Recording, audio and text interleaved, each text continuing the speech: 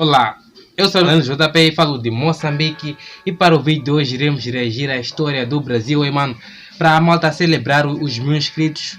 Muito obrigado a todos que vieram através do canal do Martini, mano. Deixem aqui sugestões, vir aqui nos comentários para eu poder gravar com o Martini, mano. Isso é uma peruca, para quem não sabe, mano, isso é uma peruca aí, nem meu cabelo original. Espero que vocês gostem do vídeo, mano. Isso para nós celebrar e conhecer mais o Brasil, já que atingimos a marca de 1000 inscritos, mano. Muito obrigado a todos que se inscreveram aqui no canal, mano. Estou felizaço. No sábado vamos ter uma grande festa, vamos fazer uma live maravilhosa aqui no canal. Espero que vocês gostem do vídeo, mano. E responda as minhas questões que eu vou dar a deixar aí no decorrer do vídeo. E sem mais delongas, bora ver o vídeo. Vamos tentar começar o vídeo aqui.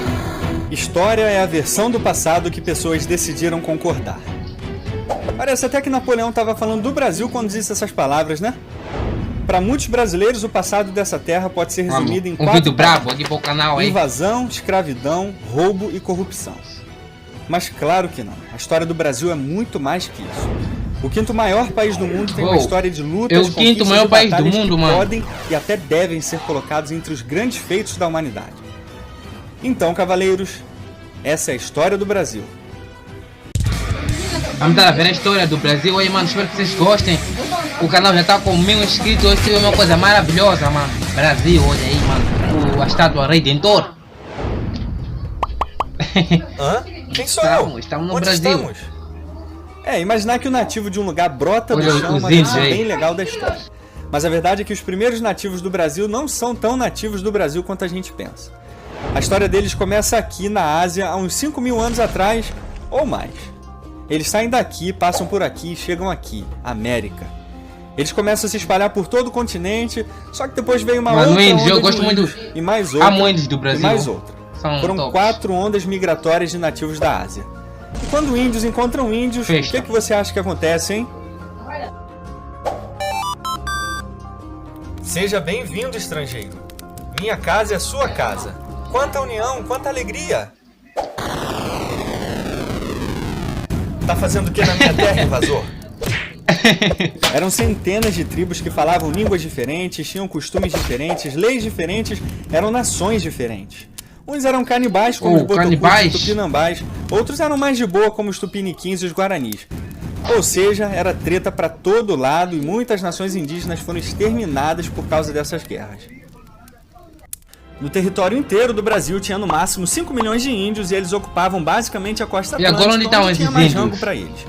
E assim eles viviam, comiam, brigavam e se espalhavam até que...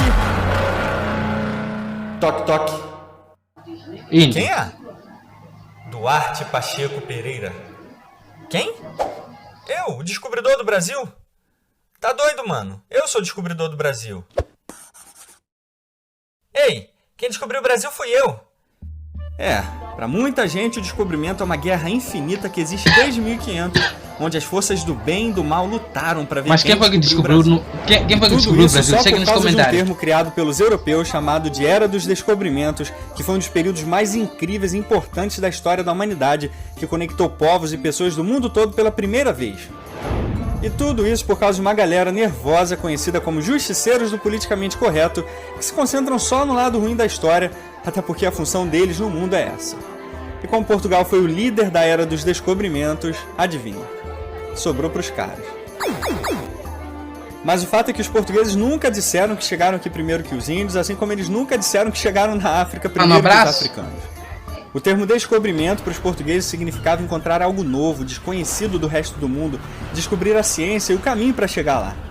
É algo muito mais complexo do que uma corrida de quem chegou primeiro, que deveria ser encarado como um período único na história do mundo, do encontro de civilizações isoladas por milênios, é renegado como um mero acidente infeliz. E é claro que o descobrimento do Brasil também não foi acidente. Que história bacana, hein? Foi a treta que Portugal arrumou com o Papa e os espanhóis para mover a linha do Tratado de Tordesilhas mais 370 léguas a oeste do Cabo Verde. E essa linha, cavaleiros, passava bem no meio desse terrenão aqui que vocês conhecem bem. E embora seja bem fofo chamar o Brasil de Brasil por causa do pau-brasil, tem outra versão dessa história. Versão treta da história. As crônicas da época dizem que o nome Brasil vem da lenda de uma ilha medieval criada por um navegador e monge irlandês chamada de Hy Brasil, e que essa lenda serviu de inspiração para o nome do país. Cavaleiro, história é um negócio doido mesmo. Então primeiro chega Duarte Pacheco em 1498, depois Cabral em 1500. Mas ele não fica e parte para as Índias, onde o Império Português estava concentrado. Até porque era lá que a grana rolava e a treta também. Tava todo mundo querendo expulsar os portugueses de lá. Os otomanos, venezianos, mamelucos, indianos eram os principais. Só que nas primeiras décadas de 1500, os franceses também começaram a dar as caras no Brasil, o que fez o rei Dom João III ficar loucão da vida, principalmente muita porque gente tá Portugal tinha batalhar só pra 1 defender milhão o de Brasil, habitantes e tinha um império espalhado no mundo todo. Então, em 1530, ele resolve criar as capitanias hereditárias e começar o processo de colonização do território. Mas como o negócio não estava dando muito certo, em 1549 a coroa portuguesa resolveu unificar as capitanias e administrar todo o território sob o governo geral, que teve como seu primeiro governador essa lenda aqui, Tomé de Souza. E quando lança a falar de colonização, começa outra guerra. Aí vem aquela história de que os ingleses eram melhores e que o Brasil seria uma Austrália ou Estados Unidos e blá blá blá. Só esse assunto dá um vídeo de umas 5 horas, mas como um tiro rápido, escuta só isso aqui. 48% dos colonizadores britânicos na Austrália eram degradados criminosos. Os aborígenes eram tratados com extrema violência e teve sua população reduzida a 90% do que era antes da chegada britânica. No século XVI e XVII, o Reino Unido era considerado uma nação atrasada tecnológica e culturalmente. E para fechar, quando a Índia estava sob o domínio do Império Britânico, a administração inglesa foi responsável por deixar mais de 30 milhões de indianos morrerem de fome para desviarem recursos para a guerra. 30 milhões de índios, mano. Que isso? Fontes na descrição. Mas o fato é que o Brasil foi sim, na maior parte, uma colônia de povoamento, e as razões são muito simples. A coroa portuguesa exigia apenas 1/5 do imposto que se produzia aqui. E isso deixava os nobres doidos para virem para cá. Quem nascia no Brasil também tinha os mesmos direitos de um cidadão português, e isso incluía até os índios, mas não os negros. A população portuguesa era apegada ao Brasil e ainda tinha alta miscigenação entre povos europeus e indígenas. E o clímax dessa união aconteceu em 1567, na batalha que definiria a história do Brasil, no Rio de Janeiro.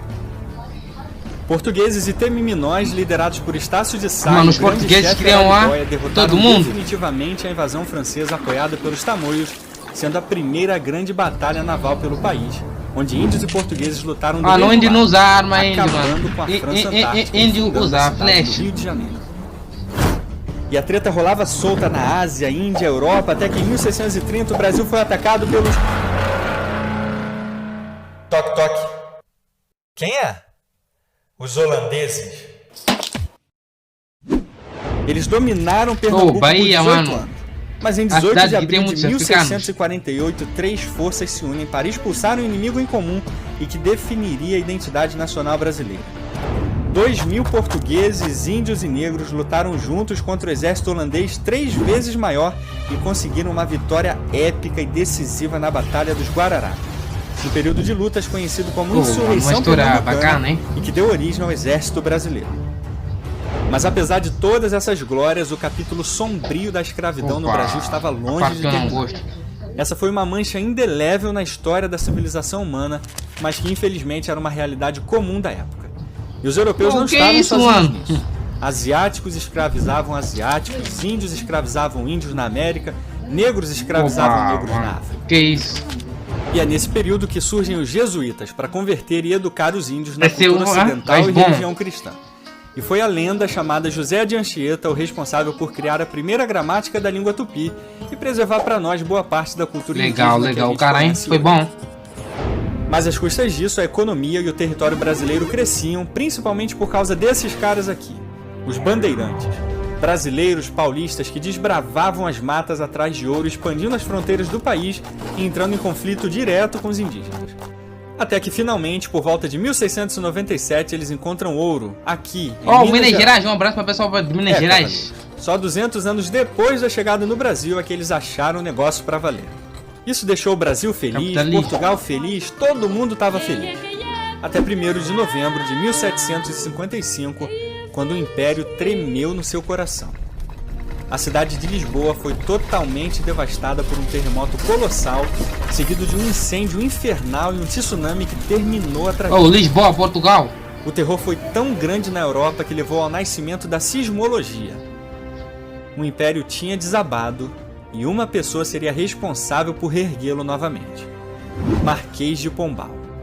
Ele começou a cobrar um imposto extra chamado de derrama na região de Minas Gerais para reconstruir Lisboa, o que levou a uma série de revoltas no país, principalmente a Inconfidência Mineira com a morte de Tiradentes. Mas Portugal tinha outro probleminha, na verdade um problemão. Ele tinha nome e sobrenome: Napoleão Bonaparte. Ele já tinha conquistado a Europa Ocidental toda, só faltava Portugal. Então Dom João VI, que ainda era um príncipe regente, porque sua mãe ainda estava viva e loucaça, parte para o Brasil em 1807, deixando Portugal bem magoado. Depois que a Dona Maria morreu, ele finalmente se tornou o rei. Mas não era só um rei qualquer, era rei de um Reino Unido, o nosso Reino Unido. O Reino Unido de Portugal, Brasil e Algarve. Agora Brasil e Portugal eram um só. E esse período marcou uma nova era na história dos dois países. E a capital desses gigantes cavaleiros seria aqui, Rio de Janeiro. Rio de Janeiro. Um verdadeiro boom cultural, econômico e social se espalhou pelo país, que agora estava totalmente aberto ao comércio liberal. Aqui surgiram as bases para a grande influência Não vou comentar muito acerca do vídeo, porque a história está bem boa. Mas é claro que isso ia dar treta em Portugal. Revoltados, querendo seu rei de volta, Dom João VI volta para acalmar os portugueses, mas tem uma ideia genial. É isso aí mesmo, simplesmente genial. João vai, mas deixa ele, o seu bebê de 22 anos. Ele, o mito, a lenda, o pai dos machos alfa, Dom Pedro I. Dom Pedro, já vou falar dele. Ao seu lado está ele, o mestre dos magos brasileiro, José Bonifácio. Esse parece um africano, mano. Parece um nome Para impedir que a revolta em Portugal afetasse o Brasil e quebrasse a nação em várias republiquetas, ele aceita o pedido do povo, fica e declara a independência do Brasil em 7 de setembro. Legal, independência, mano. O plano de Dom João VI, arquitetado por José Bonifácio e executado por Dom Pedro I, tem um resultado épico. O Brasil agora era uma nação independente, apoiada pelo povo, que não precisou se sacrificar em um ideal de revolução sangrento como na América Espanhola e Estados Unidos. Só que não foi só uma nação que surgiu disso aí não. Foi um império. O Império do Brasil, com seu primeiro imperador, Dom Pedro. Antigamente o Brasil era um império. Na época, a província da Cisplatina dá para entender aqui no vídeo. Ao Brasil, só que depois da Guerra da Cisplatina, a região conseguiu sua independência em 1828 e mais tarde se tornou Uruguai. Só que 3 anos depois, sob extrema pressão brasileira e portuguesa, principalmente porque Pedro perdeu a Cisplatina e estava com ideais abolicionistas, ele resolve abdicar e retornar a Portugal para enfrentar seu irmão Miguel na Guerra Civil Portuguesa. Ele volta a Portugal, mas faz igualzinho seu pai. Ele deixa aqui sua criança, seu filhinho, o Odin brasileiro, ele, Pedro II. Sob a tutela de Bonifácio, ele eleva o Império do Brasil a um dos mais respeitados, ricos e poderosos do Ocidente, no período que a enciclopédia britânica chama de mais frutífero da história do Brasil, estabelecendo uma monarquia parlamentarista no Império. E foi sob a liderança dele que o Brasil venceu o maior conflito da história da América do Sul, a Guerra do Paraguai, acabando com a influência e tirania do ditador Solano Lopes no país. Pedro II viu na guerra a oportunidade de libertar muitos escravos, o que deixou os donos de terras loucaços. Grande história, hein? Aliás, a abolição sempre foi uma constante no governo imperial, especialmente de Pedro II, influenciado por ícones como Joaquim Nabuco. Pedro cria a Lei do Ventre Livre, onde todos os nascidos de escravos seriam livres. Mas o ato final... Aqui os moçambicanos giraram os portugueses, mano.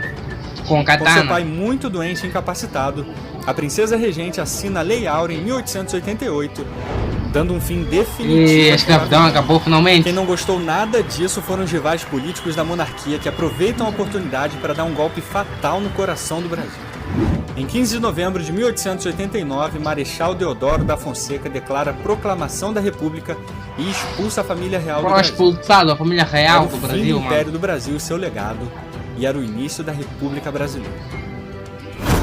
A República Velha, como chamamos esse período, durou do golpe de 89 até a Revolução de 1930, com um novo golpe militar e a chegada dele, Getúlio Vargas. Chegou muita gente a querer o Brasil, hein? Polêmico que chamamos de Era Vargas, que aliás foi responsável pela atuação do Brasil em importantes batalhas na Itália, ao lado dos aliados na Segunda Guerra Mundial. E foi debaixo de mais golpes, polêmicas e controvérsias que o Brasil seguiu nas décadas seguintes. Opa, só mais uma coisinha aqui. corrupção também. Mano, corrupção é a coisa que eu mais odeio. Mas uma coisa mano. não foi destruída no meio desse caos e pandemônio que o país se tornou. O nosso legado, a nossa história, as nossas conquistas, os feitos dos nossos antepassados portugueses, índios e negros. A cada dia, mais brasileiros estão participando ativamente na restauração do monumento mais precioso que eles têm em comum. A sua verdadeira história, a história do Brasil. E agora somos 50 mil cavaleiros no nosso império e isso me deixa muito honrado. 10 mil guerreiros estão chegando todo mês. Muito grande obrigado história, por mano, tudo. grande história, gostei. Por isso, vosso humilde capitão gostaria de Nada dar melhor que apenas uma celebrar os ordem a meus vocês. inscritos com essa grande história aí. Protejam nossa história e nosso legado. Os portugueses cometeram muitos erros sim, mas os índios também cometeram os mesmos erros, os negros também. Eles eram humanos, nós somos humanos. Nós reconhecemos esses erros, não há desculpas. Mas junto com os erros, precisamos lembrar das glórias e conquistas e assim conectar esses três povos que fizeram tanto pelo passado do Mano, eu quero Brasil. saber uma coisa, mano, os índios eram negro ou branco? O mundo há 500 anos atrás era difícil e implacável. Os países tinham sua soberania ameaçada constantemente por outros países. Invasões eram comuns. Portugal mesmo esteve sob domínio espanhol por 60 anos e de Roma por séculos. A busca por riquezas e poder era essencial se um país quisesse sobreviver. Mas de todas as potências europeias, Portugal foi a que menos tirou vidas nativas e foi a que mais se misturou com os índios. E com certeza não houve... O Vasco da Gama passou daqui do Moçambique e ia deixaram o para Portugal. português que nós 4 falamos partes hoje. ficaram. Além disso, o ouro não era um bem valioso para os índios e certamente eles não se achavam donos dele, principalmente porque eles ainda viviam na Idade da Pedra e não Na maioria, sabiam os usar o índios metal. nem conheciam ouro, Uma mano. flecha com certeza valia mais do que uma pepita de ouro para um índio. E cavaleiros, 80% do DNA brasileiro é europeu. Uou, legal, Então legal, negar legal, e renegar legal, nossos legal, ancestrais legal. é renegar a nós mesmos, o nosso próprio ser. Portugueses e brasileiros têm sim motivos para se orgulhar de sua história. É uma grande história de Mano, erros com e acertos certeza, é uma que grande nos história ligam, que mesmo. nos conectam, que nos dão um senso de identidade comum. Assim, honramos nossos antepassados e assim preservamos nosso legado com a certeza de que no final todos fazemos parte da mesma história e que cada conquista e luta dos nossos pais são e serão para sempre nossas. Salve, mano. Chega Vejo do vocês like na nossa brabo e se próxima inscreva aqui no saga canal. e por hora, adeus.